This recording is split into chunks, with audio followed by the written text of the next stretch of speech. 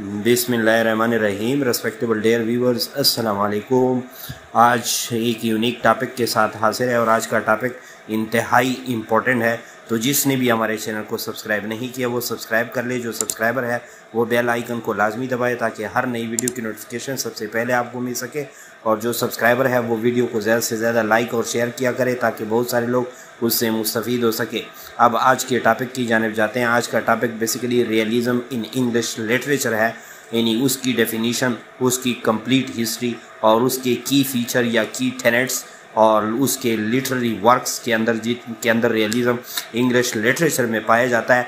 तो ये सारी और उसके प्रोमिनेंट अथर्स और विद देयर थीम।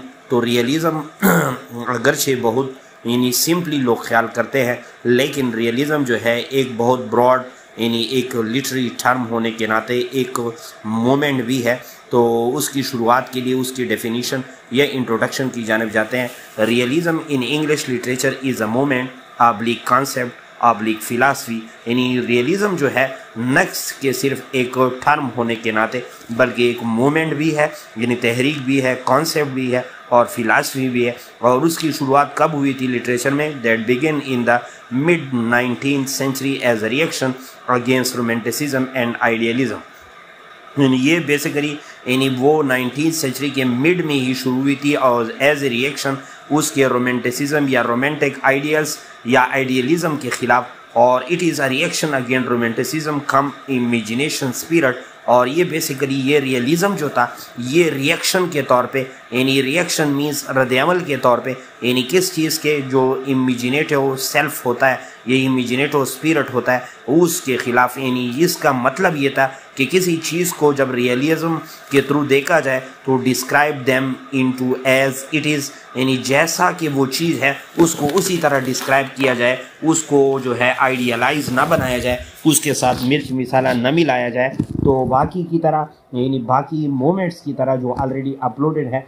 तो likewise others it was started in the French specially in the industrialisation movement. और ये भी बाकी यानी मोमेंट्स की तरह लिटरेचर में ये भी फ्रेंच में स्टार्ट हुआ था।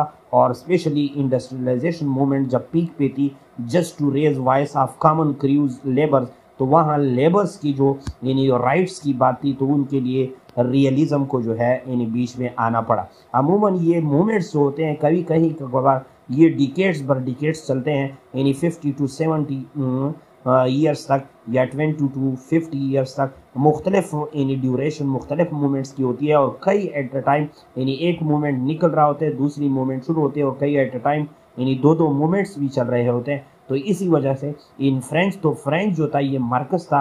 In French it was started first by an author यानी हॉनरे डी बल्ग्स, यानी ये हॉनरे डी बल्ग्स ने जो है उसको पहले स्टार्ट किया था। और उसका मकसद क्या है रियलिज़म की जो मूवमेंट का? It focuses on representing everyday life and society as it is, यही उसकी डेफिनेशन है। यानी ये इस रियलिज़म की मूवमेंट्स का ये वो था कि एवरीडे लाइफ को या सोसाइटी को एज इट इज़, जैसा कि वो है उसको उसी तरह बयान किया जाए, यानी उसके साथ जो है मुरब्बन लुब्रिकेशन या मिर्च मिसाला न मिलाया जाए। With an emphasis on the ordinary the mundane and the truthful depiction of character and event. और उसमें ये भी शामिल हो कि आम लोगों पे जोर दिया जाए और उसके अंदर ट्रूथफुल डिपिक्शन हो, यानी सच्चाई पे मबनी हो कैरेक्टराइजेशन और उसके इवेंट्स का।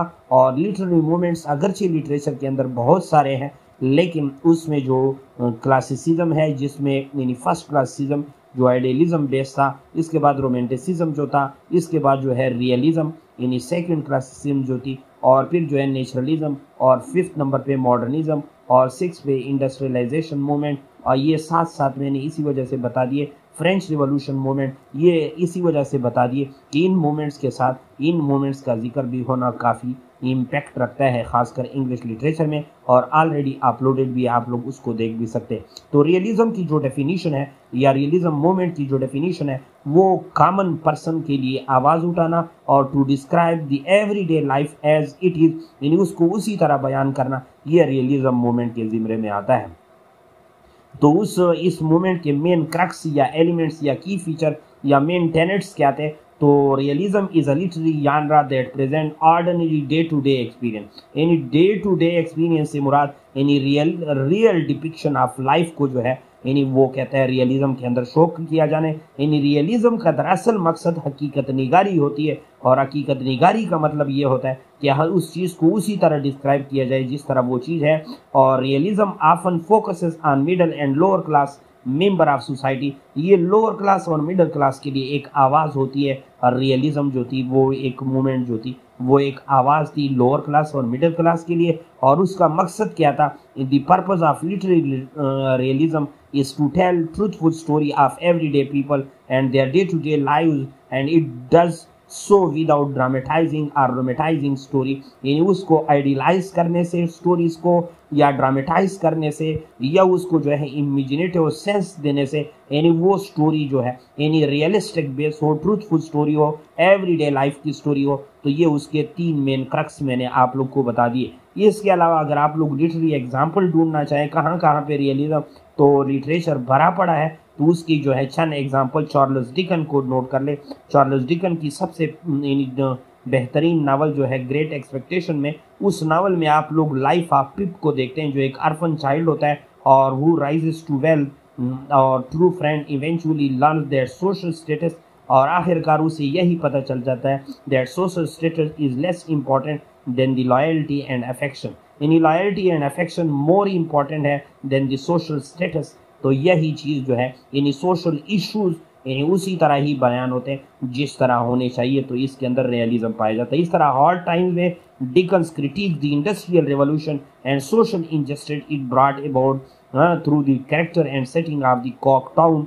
तो बेसिकली हार्ड टाइम्स को आप लोग देखें तो उस इंडस्ट्रियल रिवोल्यूशन में जो सोशल इनजस्टिस हो रहे थे उसको जो है एक एज इट इज़ के तौर पर पेश किया। इस तरह थॉमस हार्डी की जो नावल है टेस्ट ऑफ द डिबरविल, ये नावल जो है एक फीमेल यानी कैरेक्टर की या tragic life of Tess young women who suffer various misfortune and injustice. और ये क्या पोर्ट्रे करती है? The harsh realities of rural life and social hypocrisy.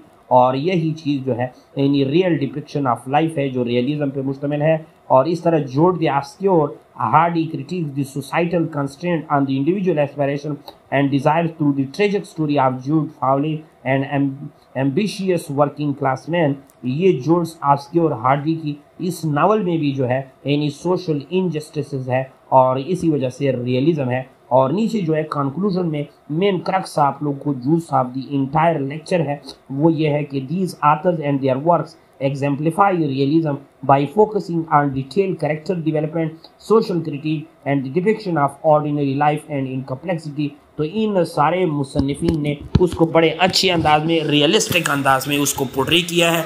तो उम्मीद है कि आप लोग को पसंद आया होगा।